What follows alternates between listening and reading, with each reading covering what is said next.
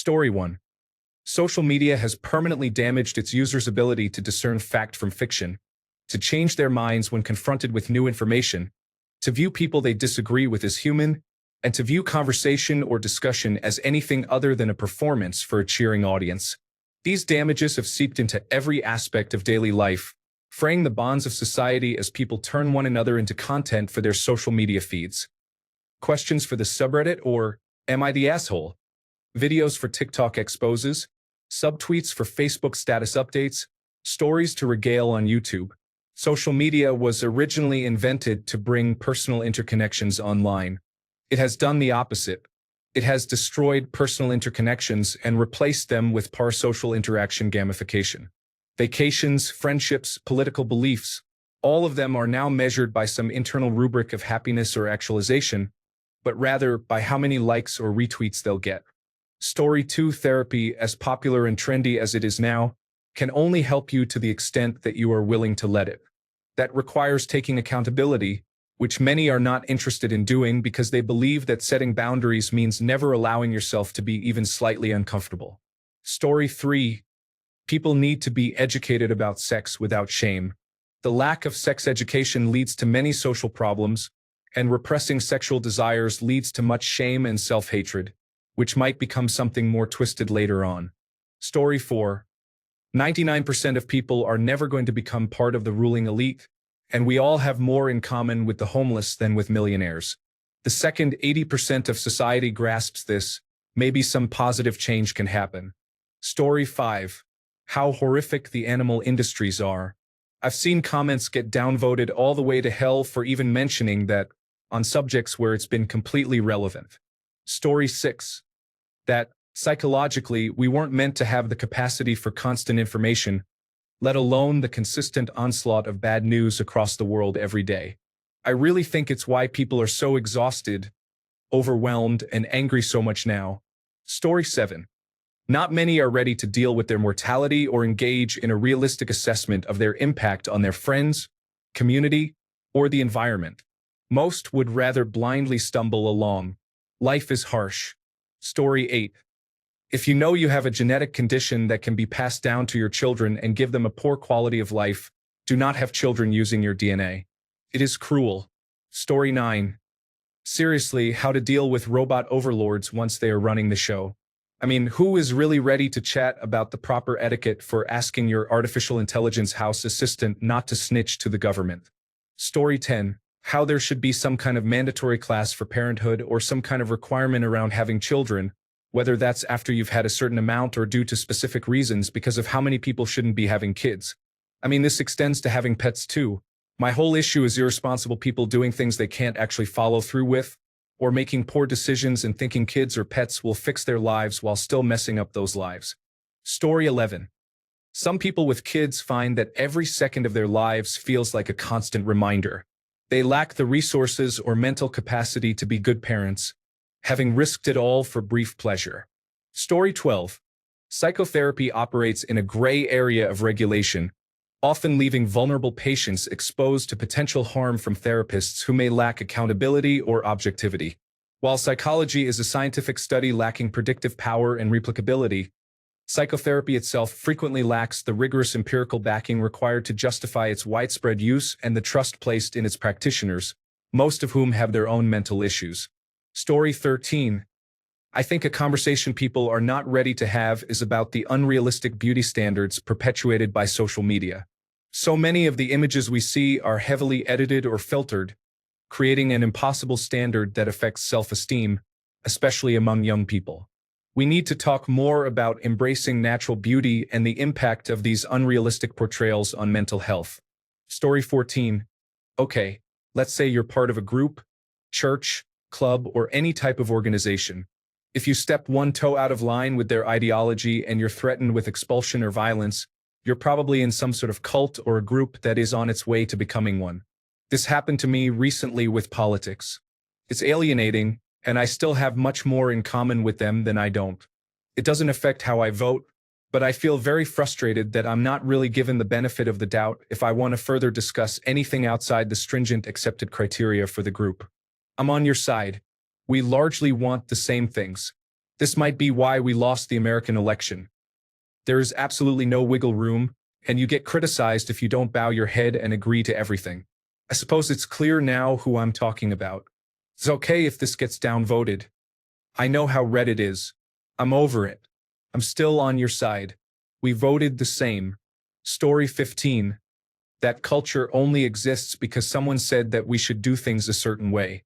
Things that are unusual to you are only unusual because you were raised to think that way. Go into situations with an open mind more often. Story 16. Financial struggles. People often hide their financial difficulties to avoid shame or judgment, but having honest conversations about money could reduce stress and encourage support. Story 17.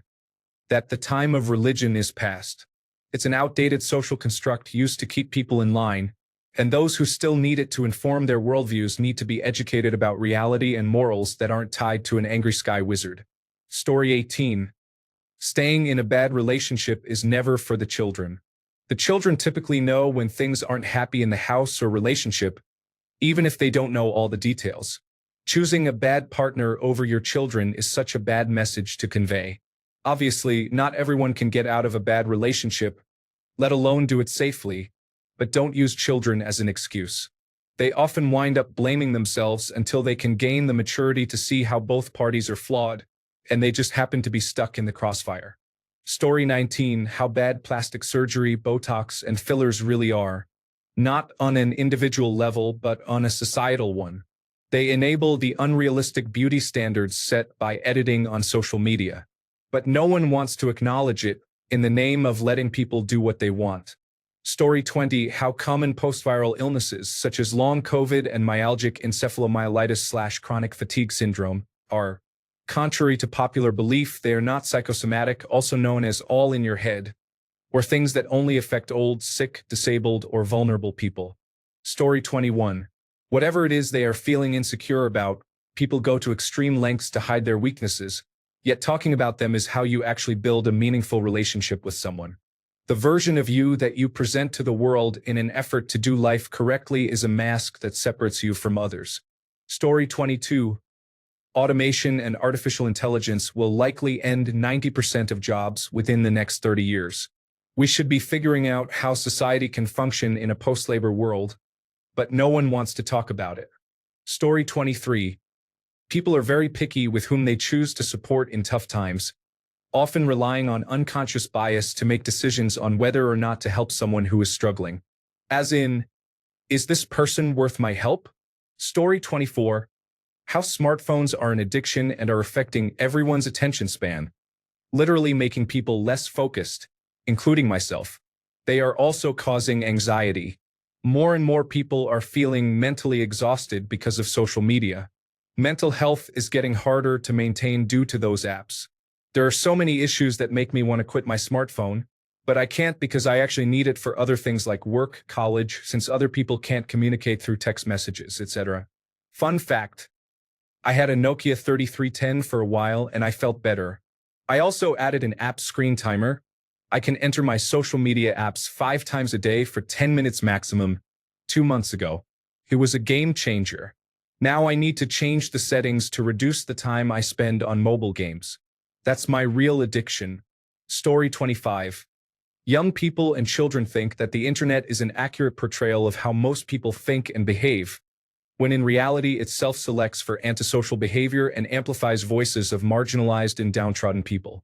Many are also concerned that they will be recorded and will go viral in a negative way, so they tend to be more conformist. Story 26. What equality really means. A gay murderer is still a murderer. A woman who flirts with young guys is still a pedophile. Being a certain race does not mean every person who calls out your wrongdoings is racist. Your belief does not make you more worthy than another, nor does it justify your wrongdoings. And yes, this statement includes atheists because a belief that there is nothing is still a belief. Everyone should be respected when they say no.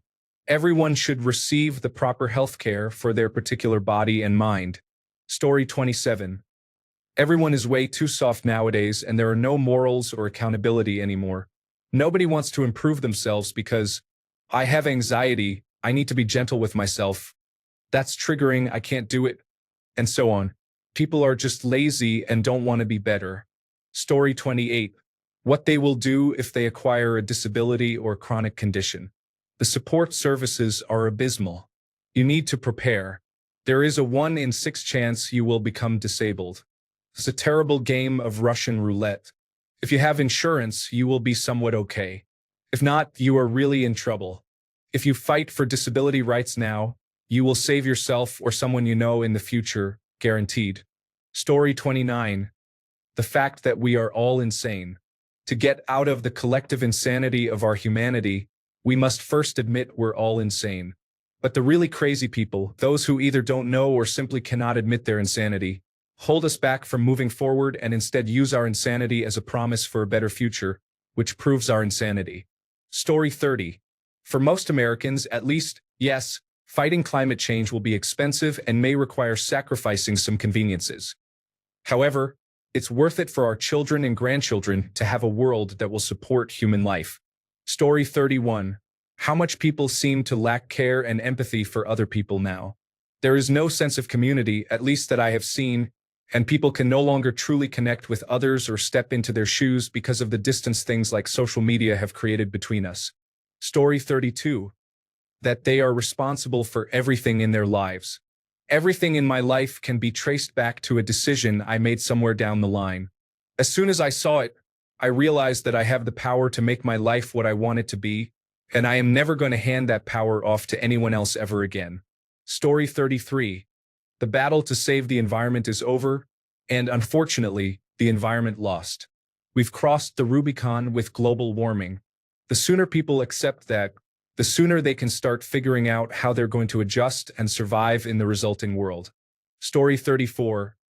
Sexual harassment or abuse is just as common for men as it is for women. Men are just taught or told to stay quiet about it more, or to be happy they got some action. Story 35. The anti-men rhetoric from liberals is a major factor in why Donald Trump swept the nation in the United States. Navigating this status quo as a teenage boy must be a living nightmare. You must condemn and generalize yourself, or else you risk being ostracized by your peers. I think this has led to a generation of people pretending and not really saying what they think. They just say what they know will be positively received or validated because anything not in line with societal expectations within their demographic means social suicide. Edit. This will be unpopular because I was asked for something that people aren't ready to hear. Pointing the finger inward is difficult. Story 36. Porn is literally ruining your brain. Don't believe me? Then take a week off from watching it and notice how much better you start feeling. Your dopamine will stabilize, you'll have more energy, clearer thoughts, and less anxiety. Story 37. Why they haven't accomplished whatever goal or dream they have. Why they aren't doing well career-wise. Whether their current career or life goal or dream is feasible. Story 38. Just because someone has a different view on some political matters doesn't mean they are automatically evil or that they don't agree with you on probably the vast majority of other things. Story 39. That we have the upper hand against the government. There are only so many government officials, but many enraged civilians. The French seem to have it figured out, though. Story 40. Accountability. Whatever is going on in your life, the issues you face are caused or solvable by you. If they are not, then they do not deserve your attention or emotion. The only person you are a victim of is yourself. Please understand the ideology I am discussing, and do not argue with me about sensitive subjects like rape or abuse victims. We are clearly talking about a certain topic, and obviously there are exceptions. Story 41. It's okay to shame some people who are promiscuous. Just the ones who chew people up and spit them out. Promiscuity alone isn't bad. Treating people like meat is. Men and women, by the way. Story 42. People are not entitled to be the global wealthy because they were born in the global West. Western blue-collar wealth has not largely been stolen. It has been redistributed to those far worse off. Economically, the world is far better off than in 1970. Post-World War II, the world was backward, destroyed, or the United States. Of course, we made stuff and unions could do what they wanted. The world had to buy our stuff because we were it. We took a lot of that wealth and rebuilt Western Europe. Therefore, they are far better off than most of the world. But that's sunsetting and nobody is to blame. Western lifestyles will be less economically vibrant as those of 2 billion others continue to grow. This is a good thing on the whole, but nobody wants to consume less. Story 43. Being insecure and immature should be given more grace. They are always considered as insults, but I feel like everyone has their moments of being insecure and immature, especially if you are young. Berating a person for this does not help anyone. You just make them feel bad in the end. They need help, not condescension. Story 44. It's far less damaging for your child to be exposed to naked bodies and cursing on film than it is for them to see the never-ending streams of violence. Story 45. Personally, a conversation with anyone trying to convert me to their religion is not appealing. I am more than fine with discussing religion, but not in a conversation where the other person views me as their target or goal.